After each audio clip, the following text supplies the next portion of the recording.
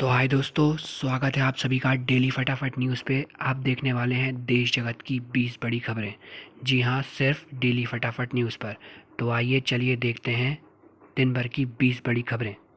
अश्लीलता फैलाने पर उठी बिग बॉस के बहिष्कार की मांग। तैयारी कुछ और चेहरों को घर के भीतर भेजने की हो रही है। चक्रवर्ती जेल से बाहर आ गई हैं। रिया की मां संध्या चक्रवर्ती ने हाल ही में एक इंटरव्यू के दौरान बताया कि एक्ट्रेस ने घर आने के बाद अपने पेरेंट्स से क्या कहा। संध्या ने टाइम्स ऑफ इंडिया से बात करते हुए कहा कि रिया जब घर आई तो उन्होंने अपने पेरेंट्स को देखते हुए कहा, आप दोनों इतने दुखी क्यों लग रहे थे, हमें स्ट्रांग रहकर लड़ना होगा। रिया की मां ने कहा, मेरे बच्चे जेल में थे तो मैं घर पर परेशान रहती थी। मैं सो नहीं पाती थी, खा नहीं पाती थी। किसी अनहोनी का ख्याल आता तो आधी रात को उठ जाती। मेरा परिवार बर्बाद हो गया। ऐसा भी एक मोमेंट आया जब मुझे आत्महत्या के ख्याल आने लगे थे। हाथरस केस के आरोपियों ने जेल से लिखी चिट्ठी। लड़की को उसके माँ और भाई ने मारा। हमारी दोस्ती उन्हें नहीं थी पसंद। पूर्व मुख्यमंत्री कमलनाथ ने कहा कि वह केंद्र सरकार किसान विरोधी 3 कानून मध्य प्रदेश में लागू नहीं होने देंगे। मुख्यमंत्री बनने के बाद उनका पहला निर्णय यही होगा। कमलनाथ ने कहा, केंद्र सरकार ने कोरोना महामारी का फायदा उठाकर किसान विरोधी 3 काले कानून पास करा दिए। बोले, इन किसान विरोधी कानूनों को पास करा के केंद्र सरकार ने भारत के संघीय ढांचे को भी आघात पहुंचाया। कानून के 510 छात्रों ने भारत के मुख्य न्यायाधीश को हाथरस की घटना पीड़िता का रात 2:30 बजे अंतिम संस्कार कराने का निर्देश जारी करने में शामिल रहे दोषी अधिकारियों के खिलाफ कार्रवाई करने के लिए पत्र लिखा है। पिछले साल मार्च में जब एरिक्सन के बकाया चुकाने के मामले में अनिल अंबानी के जेल जाने की नौबत आ गई थी, तो ये खबर काफ़ी चली थी कि उन्हें बड़े भाई मुकेश अंबानी के 400 करोड़ रुपए देकर बचा लिया गया। लेकिन अब ये जानकारी सामने आई है कि मुकेश अंबानी ने यह पैसा देकर भाई पर कोई एहसान नहीं किया था। असल में मुकेश की एक कंपनी ने अनिल अंबानी के कई एसेट किराए पर लिए थे और यह पैसा उस किराए के लिए ही था। केंद्रीय मंत्री रामविलास पासवान नहीं रहे। गुरुवार को दिल्ली के एम्स में उनका निधन हो गया। वह कई दिनों से बीमार थे। उनके निधन की जानकारी उनके बेटे चिराग पासवान ने ट्वीट करके दी है। कंगना रनौत का अवार्ड वापस करने को लेकर किया गया यह ट्वीट खूब सुर्खियां बटोर रहा है। साथ ही लोग इस पर जमकर कमेंट भी कर रहे हैं।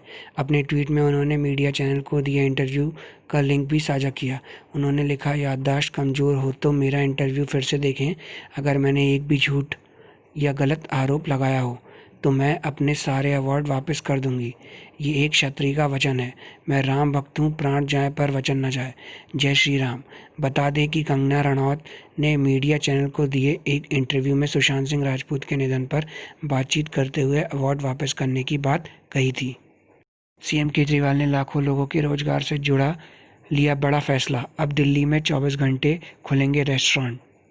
सुशांत सिंह राजपूत की बहन श्वेता सिंह कीर्ति ने रिया चक्रवर्ती को बेल मिलने के बाद धैर्य और विश्वास से जुड़ा एक ट्वीट किया है। सुशांत की बहन श्वेता ने पॉलो कोएल्हो का एक कोट इंस्टाग्राम पर शेयर करते हुए लिखा, हमारे पास अभी सारे जवाब नहीं हैं, लेकिन हमारे पास धैर्य, साहस, विश्वास और भगवान है। गैंगरेप कांड के बाद उत्तर प्रदेश सरकार की ओर से जातीय दंगा फैलाने की साजिश होने का आरोप लगाया गया है। इस साजिश को लेकर जांच की जा रही है, जिसमें 4 लोगों को गिरफ्तार किया गया। इनमें एक केरल के पत्रकार भी शामिल हैं, जिन पर यूएपीए के तहत केस दर्ज किया गया है।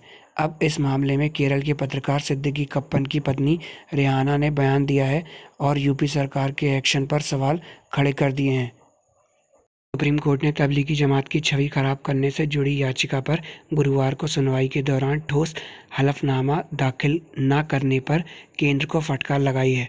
Chief justice एस.ए. बोबड़े ने कहा है कि अभिव्यक्ति की आज़ादी का हाल के दिनों में सबसे अधिक दुरुपयोग हुआ है।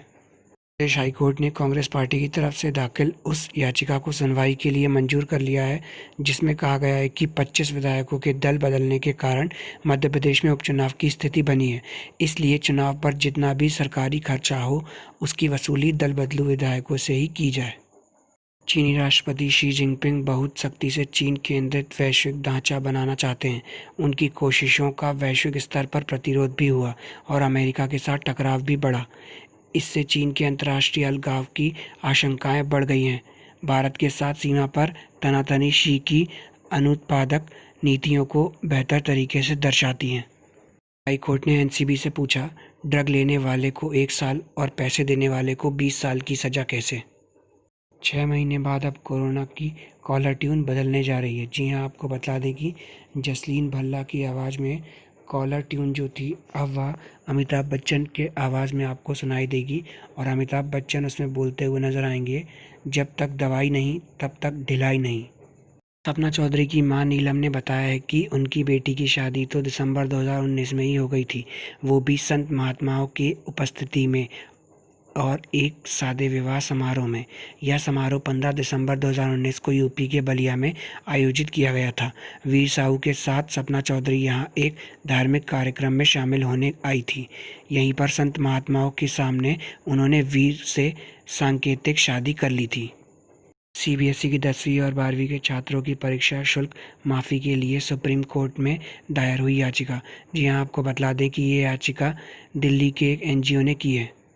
विधानसभा चुनाव के 7 अन्य राज्यों में होने वाले उपचुनाव के लिए केंद्र सरकार ने राजनीतिक दलों को सभाएं करने की अनुमति दे दी है। हालांकि इसके लिए कुछ खास शर्तें माननी होंगी।